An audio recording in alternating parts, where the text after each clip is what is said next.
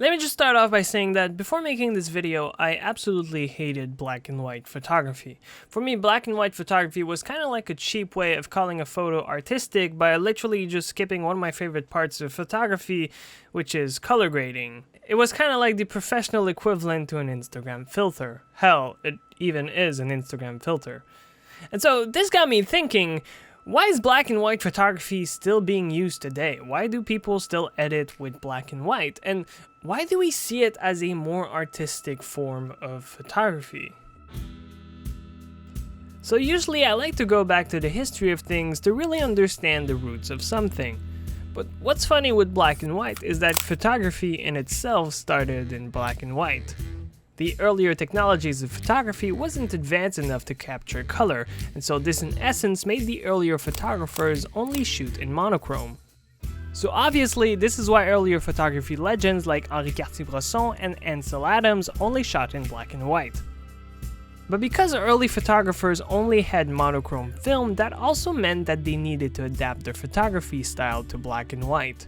And so the earlier legends weren't just masters of the craft of photography, but more specifically, they had mastered black and white photography. And so much so that when color photography became more mainstream in the mid-1950s, they couldn't make the switch. In an article by Lars Mensel on why black and white versus color isn't a debate, he explained it this way. Black and white photography, before the invention of color photography, gives us a clue on how photographers saw the world in a beautiful shade of gray. The idea that every shot was in black and white made that when they imagined their photos in their head, it was in black and white, and so this way of shooting was implemented into their style. But that wasn't just one of them. A lot of photographers had this same way of thinking. Henri Cartier-Bresson, which we mentioned before, even went ahead and say, "Color is bullshit." Those were his actual words. Paul Strand, who was another black and white photographer, said, "Shooting in color is a disastrous career move." So obviously the older generations of photographers didn't enjoy colored photography, but what was it that made them enjoy black and white so much more? You see, there are four main ways to guide your eyes in photography. First is by using contrast. This is the reason why the use of negative space is so effective, because the sudden change in contrast is so abrupt that the eyes are attracted to the highly contrasted section. The second is brightness. When you have a hot spot or a section that is slightly brighter than the rest, your eyes are guided towards that spot.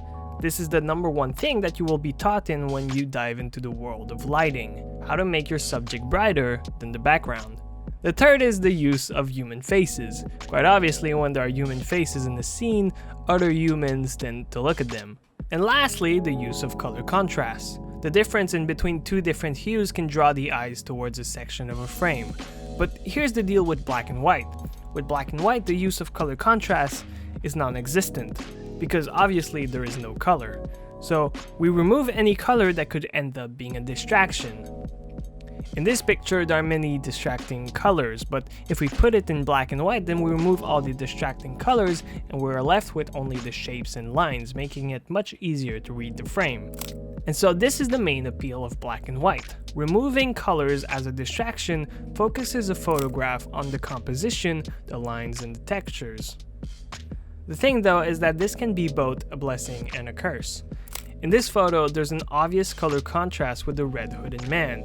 So if we put this picture in black and white, then the red hooded man kind of disappears in the frame.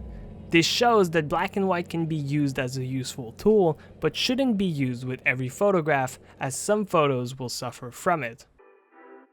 Something that I always found lame about black and white was that I always thought that it was a cheap way of doing post-processing. But what I found out upon research was that even before the invention of Photoshop, photographers were post-processing their images in the darkroom. One of the ways that they did this was by using a technique called dodging and burning, in which Mensel Adams pioneered.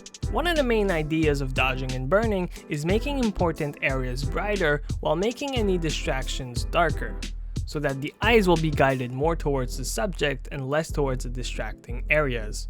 Now he would do it in a darkroom using literally a cardboard wand to dodge and burn light on a print.